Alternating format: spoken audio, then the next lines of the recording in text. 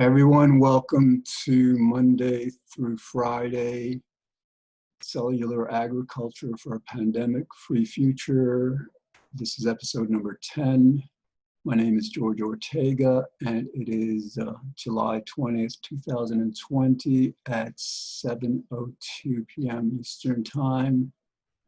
I just began reading a book that was obviously published very recently. It's called COVID-19, the Pandemic That Never Should Have Happened and How to Stop the Next One. It's by a journalist, Deborah McKenzie. She's apparently been covering epidemics, outbreaks, pandemics for over 30 years. And it's a well-documented book. And it kind of like scared me.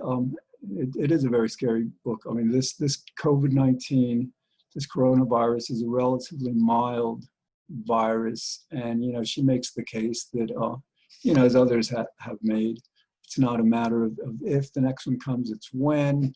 And then she goes into mosquitoes. It's just like, we need to do a lot.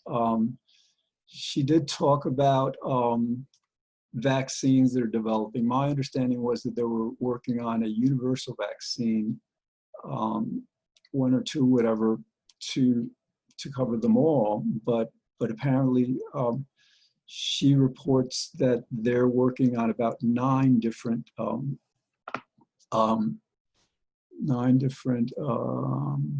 Sorry, looking at my timer is like, yeah, it should work. 9 different kinds of viruses, disease vectors, just diseases that are zoonotic, that come from animals, that represent major threats. She talks about SARS and MERS, and the one that she says is the most threatening. I think it's Nika virus. I'm not sure. I'll look, but the point is, I got afraid for the future, for what we're going to do, and the thought came to me. What do you do? Like, for example, Trump. I mean, he is indirectly killing a lot of people. How many people would be alive that are dead now because he refuses to take this virus seriously? He refuses to take this pandemic seriously. He continues to refuse to, for example, use his War Powers Act to compel companies to manufacture masks and testing kits, antibody research. He refuses to do what needs to be done to properly contain this virus, to properly protect people's lives. And he's killing people. Every day he kills more and more people. Again, it's indirect, but, so then the question becomes, what do we do about this? Obviously, it's against the law to either try to kill him or to try to get others to kill him. So, we can't do that. So then I'm thinking, I'm very religious. I happen to be Jewish, and within Judaism and Christianity, in the Bible, there is what is known as an imprecatory prayer, imprecatory psalms. And these are prayers to God for either the punishment or the destruction of one's enemies. And it seems like a righteous prayer. In other words, like, let's say you're a general, you're leading an army defending your country. And you have to kill a lot of the enemy to protect your country. You order people to kill people. This is like, this is a matter of like saving. I mean, the idea behind this is like you kill some people to save more. So this notion of needing to kill people, wanting people to die. How many people didn't want, like, for example, Osama bin Laden to die? I mean, this is like, how many people didn't want, British didn't want George Washington to die back in the Revolutionary War. This is how our conflicts happen a lot. So I think we need to consider this. Those of us who are religious, those of us who believe in goodness, who love people, who love goodness, love God. If there's that saying, God helps those who help themselves. But in this kind of situation, we've been trying to help ourselves. We've been trying to get the Republican Party to distance themselves from Trump, to oppose him, and they won't. So we have no choice in this but to appeal to God. I mean, God willing, he'll be out in November, or well, January, I guess. With the elections in November, but we need to consider this. We need to consider, how many more thousands of people need to die needlessly, I think, because, what we understand now is the distancing works, the testing works, the masks work. And it's just, it's beyond unconscionable that our doctors and nurses, our healthcare providers who risk their lives every day have to use, for example, garments that are ordinarily one-use garments, but they have to use them over and over because that's all they have. So I just want to read, because this, I just want to demonstrate to you that this idea is not foreign to either Judaism or Christianity. I'm not sure about Islam or Buddhism or Hinduism, but I know within the Judeo-Christian tradition, it's something that that has, God, I just started reading Deuteronomy. It's like the first, the parsha of the week. We just started Deuteronomy this week, and it starts off by God commanding the Jewish people to go into this town and kill every man, woman, and child. So, we can't really judge God for, what he does, but, So anyways, I just want to read, for example, one of these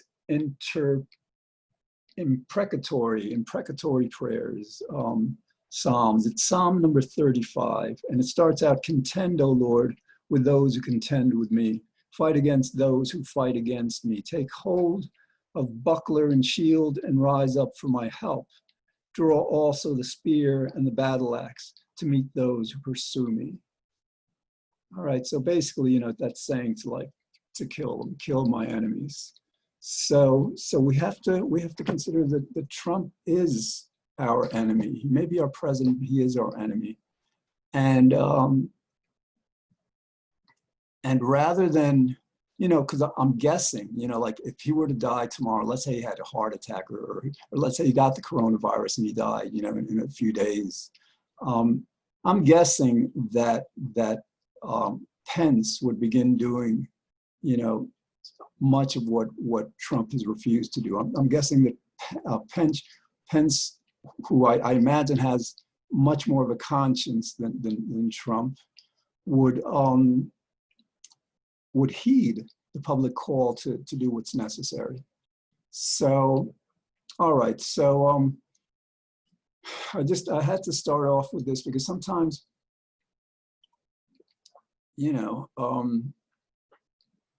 it's like, I don't understand people. I mean, I just, I don't understand how Republicans can continue to support Trump, after what he's doing. I mean, Republicans are dying too. People are, people think that just these deaths are just in cities where Democrats tend to dwell. Well, no, a lot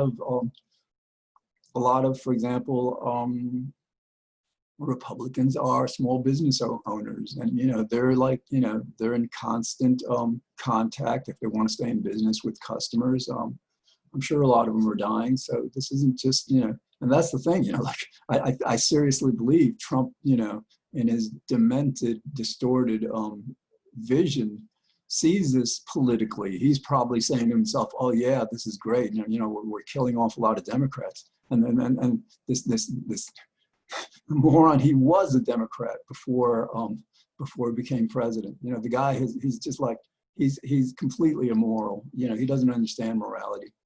So anyways, all right, I wanted to start with that, but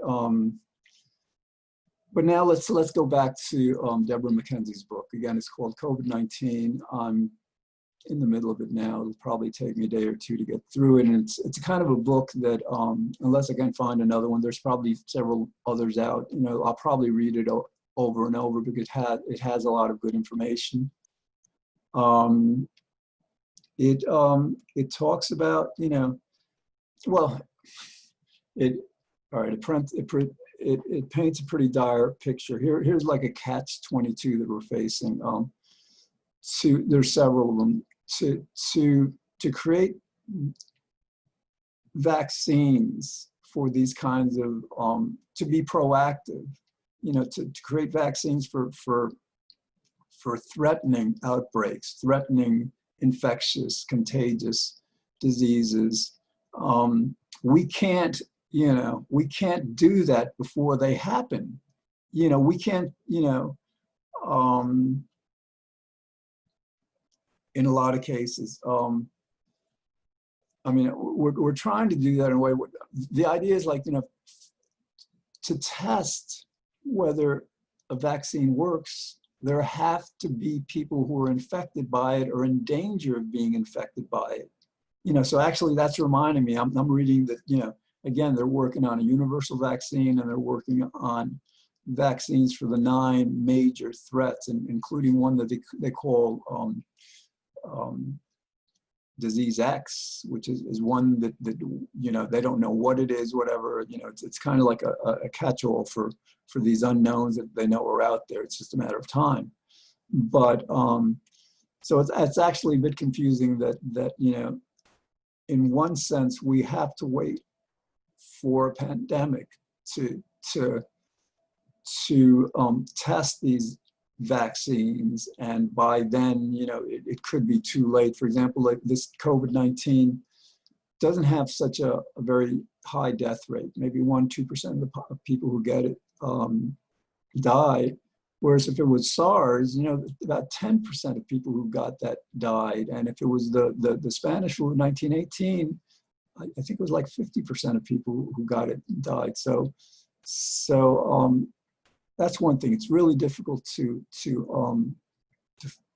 have these vaccines work. And I guess I'll get to the point of the animals, you know, eventually. About 15 more minutes. Just let me just bring out one more point that I learned from the book.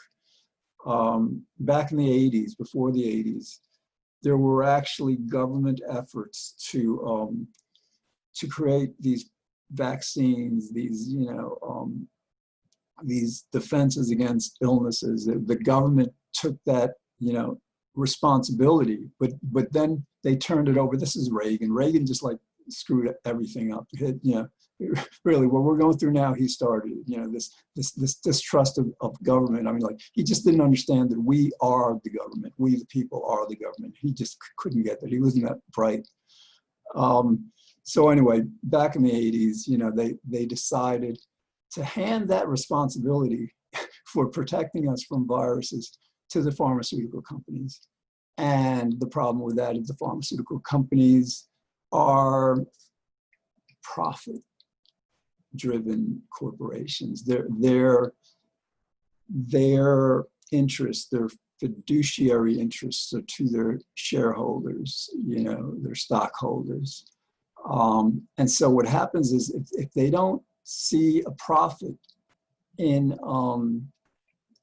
researching for a vaccine, they're not going to do it, you know, and that's the problem. Whereas, like, you know, if these kinds of vaccinations, this kind of protection was government funded, it would happen. All right. There was another point about that, but it escapes my mind right now.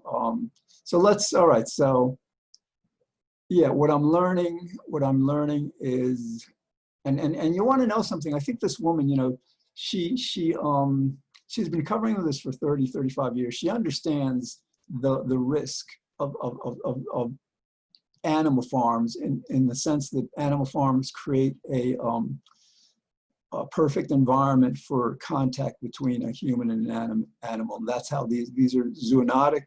They are transferred from animals to humans. And so we'll see if you know, if later she recommends this. But, you know, what she's, the picture she's painting is that, you know, they're going to get worse and worse. You know, this COVID, you know, it's a SARS virus. It was just like the SARS that I think emerged in 2002. And it's almost as if like, and it's not the same SARS, it's the same family. It's almost as if like, well, that SARS was extremely dangerous, but it wasn't all that contagious. It wasn't, you know, whereas this one isn't as dangerous, but it's far more contagious. It's almost as these viruses kind of like figure out, you know, how best to kill us. You know, this is what we're contending with. And so like, yeah, the picture she paints is that, especially because our world is so politicized, because these governments, you know, would rather, you know, defend their interests rather than do what's right for, you know, the governments, I guess the politicians defend their interests. They're not even defending the interests of the countries in many cases, you know, that, you know, we don't have the mechanisms, I don't think, nor will we, to really be safe from these pandemics unless, and you know, unless we go vegan or you know, the equivalent, transition from farming animals for our meat, fish, dairy, eggs, to this cellular agriculture, clean meat, lab grown meat, whatever you want to call it. You know, this way of just like, they take a biopsy, cells about like the size of a grain of rice. You know, it's virtually harmless to the animal. And like, and one of these samples, one of these biopsies can grow theoretically millions of pounds of beef or pork or poultry or whatever. So, you know, that's how humane, cruelty-free this process is. And again, because this meat is has to be sterile, it's grown, you know, it's grown outside of the animal in sterile environments. So there's no chance, there's absolutely no chance of these diseases developing, you know? So, so let's continue to talk about that, because you know, it's like, you know, I'm talking about this because to me it's so clear. To me, because I also come to this from a religious perspective. You know, I don't deny, I don't, you know, shift my eyes from this truth that God rewards us or punishes us according to what we do, both individually and collectively. And you know, you just have to, you know, delve into your personal history, the personal history of your friends, your family, your you know, somebody, for example, isn't responsible about what they eat. They'll eat a lot, or they'll eat a lot of meat, or they'll eat whatever they want, regardless of consequences. Then they become diabetic, or develop hypertension, or develop, you know, cancer, because they have been, you know, punished. They've been punished by God for being careless with their life, for not respecting their life. So that's just one of countless examples that happen every day. And conversely, you know, last episode, yesterday, I talked about how amazing this world is. And it really is. I mean, like, you know, the two books, Norberg, with Progress, and the Mandis, I gotta get, you know, I don't, you know, I don't take it seriously enough to get names right. I should. But anyway, these two books, Abundance and Progress, they demonstrate that we have been good in so many ways. You know, we've built a world where, like, you know, we are so much healthier. We live longer. Our children live longer. We have, you know, we're far less violent. You know, believe it or not, we're far less violent than we were 100, 200 years ago. You know, we have it so much better in so many ways than people on the planet have ever had it. And this has come from our work, from our industry, from our caring about each other, our compassion for each other. You know, and we extend this compassion to our, you know, our pets, our cats and dogs, who are protected from cruelty, you know, by our laws. So we understand that animals feel pain. So, but, you know, there's a disconnect. You know, we pay people to abuse and torture these animals. And you know, one of these episodes, I'm gonna, like, you know, I've got to write one of the animal rights organizations like Mercy for Animals. And basically what I want to write them is I want to ask them if I can show some of the photos from their site on this show. I need to get permission from them to do that. And then we can go through some of the ways, that these animals are treated so horribly, and again, 70 billion of them every year. So, yeah, considering that this COVID-19 is punishment, for our being so callous, so cruel towards so many animals. I mean, it's not just a coincidence that these are animal to human transmitted diseases. I mean, it's like poetic justice. It's like, what goes around comes around. So like getting back to the major point now, we're spending about $1 billion on this. And just as an aside, I was reading an article where like Microsoft just invested $1 billion in artificial intelligence, which actually may save us from this. It may save us in a lot of ways. But and there's probably many more billions of dollars going into artificial intelligence, which is very, very intelligent. It's very smart to do that because that's going to solve a lot of our problems. We're not smart enough to solve a lot of our problems. Neither are we apparently moral enough. So, for example, these computers can probably solve a lot of our ethical issues also once they're properly developed. But anyway, I say this because, in this whole cultured cell-based meat industry, there's probably about $1 billion been invested. And at that rate of investment, for us to get these products in supermarkets will take 10, 15 years probably. At this rate of progress, there's some research challenges that need to be met. And I mean, what's the obvious answer? Again, I referred to this Congressional Budget Office report or estimation in May, before this spike throughout like the South and the Midwest and all, throughout these rising death numbers and all rising, case numbers. In May, they predicted that, when this is all done, when we're, into our new normal, it will have cost us $8 trillion, okay? So what I've been advocating is, let's spend $50 billion, which is 1/2 of 1% of $8 trillion, 1/2 of 1% of what we've spent on this one to safeguard ourselves from this ever happening again. I mean, that our politicians don't get this, that our media isn't talking about this every day while people are paying attention, while people understand, and know how important this is. It's beyond understanding, like that's, I mean, it's like, it's a combination of stupidity and evil, I mean, like these politicians, they're afraid to rock the boat. They're afraid to offend their funders, their campaign financiers. Or what, they don't get it? They don't get that it's a bargain to spend 1/2 of what we'll be spending on this, coronavirus to prevent future pandemics?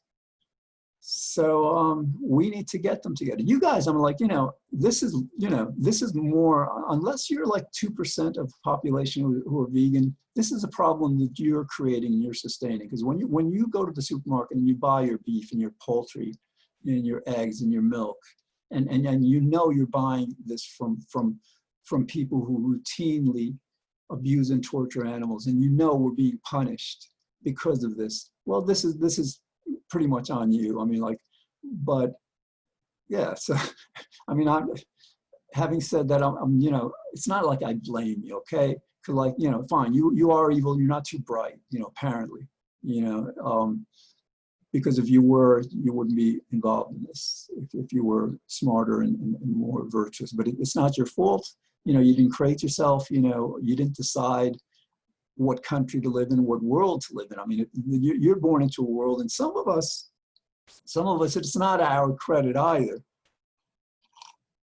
Some of us see through this. Some of us see the corruption and the evil and we have the intelligence to know that this is wrong, you know, and we don't buy into it. Again, the 2% of us are vegans, and most vegans, you know, there are probably very few vegans that are vegan because of their personal health. I imagine the vast majority, I mean, I'll do some research to see what the actual numbers are, but I think that most of us, certainly with me, it's not about my personal health. It's about knowing what these animals go through. So again, if you're not a vegan, you know, this is really on you to fix it.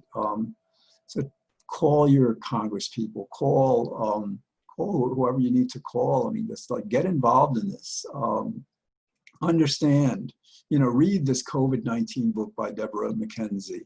Read some other books, you know, read some books on infectious diseases and vaccines, efforts to create vaccines, and you'll understand how unreliable a method of protecting us that is. And now McKenzie is also gonna present some containment strategies and mitigation strategies once these pandemics emerge, but that's playing with fire. And she'll probably mention this because, like, again, you have, let's say a disease that's highly contagious and highly deadly, and, you know, it's contagious even like without symptoms like COVID-19, you know, that could wipe out half the planet in a month.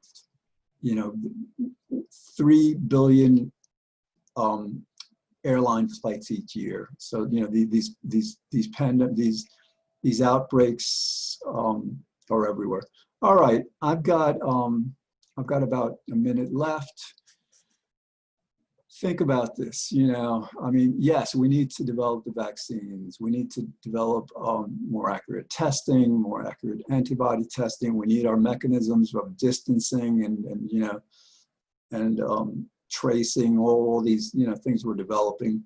But the only reasonable chance we have of avoiding future pandemics is the main thing is to stop farming. We also have to, like, stop clearing the forests, because, like, when we clear the forests, what happens is, like, the bats who live in the forest, and this is like, bats are the major source of these, they will fly into our civilization, our, you know, where we live and all, and that's how we get infected also, especially in African countries. So this is not just about us here in the rich countries, this is about all of us.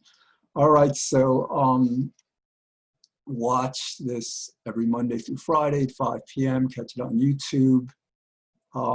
White Plains Community Media. If you get Optimum or Altice, it's channel 76. If you get Verizon, it's channel 45. All right, I will be here tomorrow, hopefully with more information on that excellent book. Okay, thanks.